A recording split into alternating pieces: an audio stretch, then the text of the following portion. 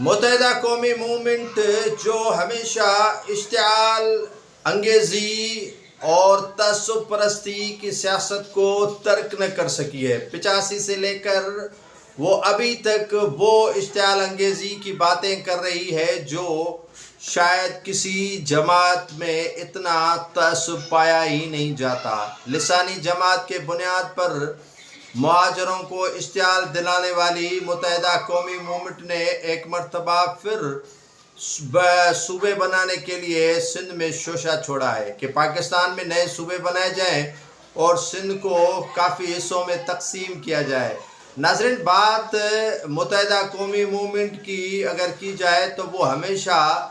اس pitch پر کھیلتی ہے جو پچ اسے بنا کر دی جاتی ہے، اس پچ پر وہ کھیلتی ہے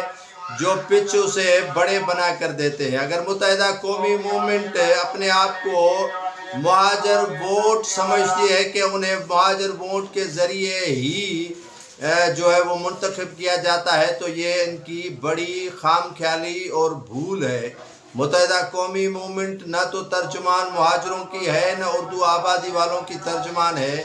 وہ صرف لسانی بنیادوں پر کام کرتی ہے اور جو انہیں اسکرپٹ دیا جاتا ہے متحدہ اسی پر ہی کام کرتی ہے اور اسی تنخواہ پر کام کر رہی ہے جو تنخواہ اسے 1985 میں ضیاء الحق کے دور سے دیا جا رہا ہے، اور وہی تنخواہ آج تک ان کے جو ہے وہ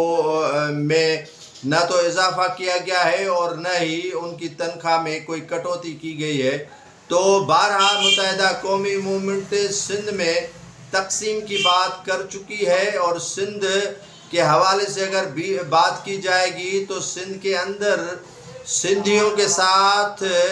جو ان کا تعصب والا رویہ ہے متحدہ کا، اردو اسپیکنگ کا نہیں، مہاجروں کا نہیں، لیکن متحدہ قومی موومنٹ کے چند لوگوں کا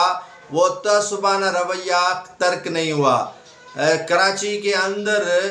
یہ تعصب پایا جاتا ہے کہ سندھ کے جو دیہی علاقے ہیں وہ کراچی سے پلتے ہیں اور کراچی ہی انہیں پالتا ہے۔ اگر بات کی جائے تو پاکستان سے اتنی آبادی کسی شہر میں نہیں ہے جتنی کراچی میں آبادی جو ہے وہ بسائی جا رہی ہے، اور دیگر قوموں سب کے لیے ہمارے دلوں میں احترام ہے۔ یہ نہیں ہے کہ کسی جو ہے وہ مسلک، کسی قوم یا کسی برادری کے خلاف جو ہے وہ بات کی جائے، لیکن وقتاً بوقتاً متحدہ قومی موومنٹ یہ اشتعال انگیزی پھیلانے کی کوشش کر رہی ہے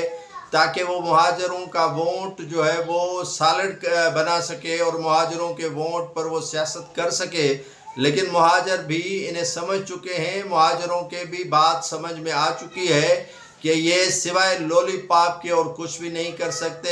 یہ پیرول پر ہوتے ہیں اور انہیں پیرول پر ہی کام دیا جاتا ہے، اور جو ٹاسک ان کو ملتا ہے اسی پر وہ کام کرتے ہیں، اسی پر جو ہے وہ گامزن ہوتے ہیں، اسی پر جو ہے وہ رواں دواں ہوتے ہیں۔ سندھ کی تقسیم سے پہلے متحدہ قومی موومنٹ کو اگر بات سندھ کے وسائل کی کرنی چاہیے، سندھ کے لوگوں کے ساتھ زیادتی کی بات کرنی چاہیے، سندھ کے وسائل پر قابض ہونے کی بات کی جائے، کراچی کے اندر جو